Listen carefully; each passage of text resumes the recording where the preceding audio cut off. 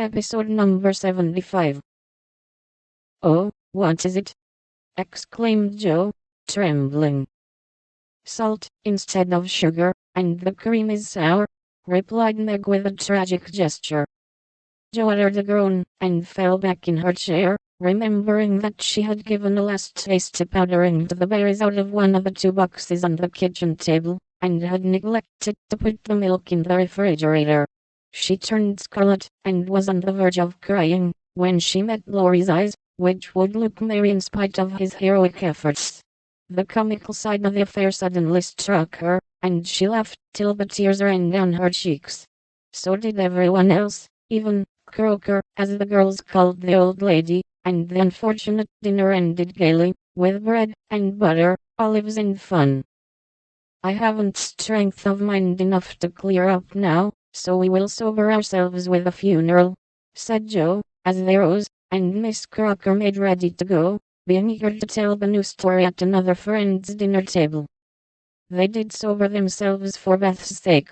Laurie dug a grave under the ferns in the grove. Little Pip was laid in, with many tears by his tender-hearted mistress, and covered with moss, while a wreath of violets and chickweed was hung on the stone, which bore his epitaph, composed by Joe, while she struggled with the dinner.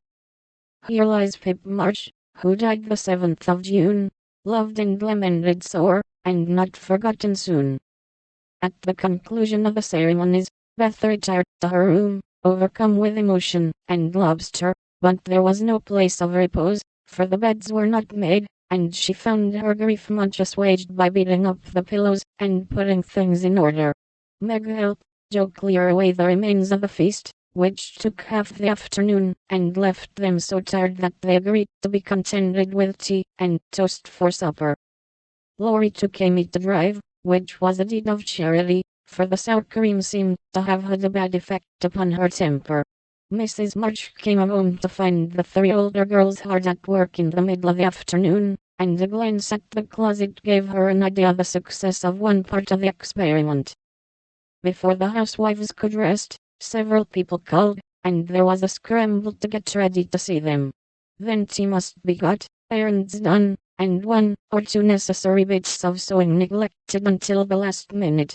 As twilight fell, blue and still, one by one they gathered on the porch, where the June roses were budding beautifully, and each groaned or sighed as she sat down, as if tired or troubled. "What a dreadful day this has been," began Joe, usually the first to speak. "It has seemed shorter than usual, but so uncomfortable," said Meg. "Not a bit like home," added Amy.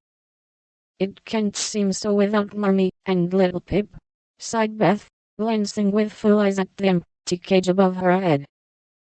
"Here's Mother, dear, and you shall have another bird tomorrow, if you want it."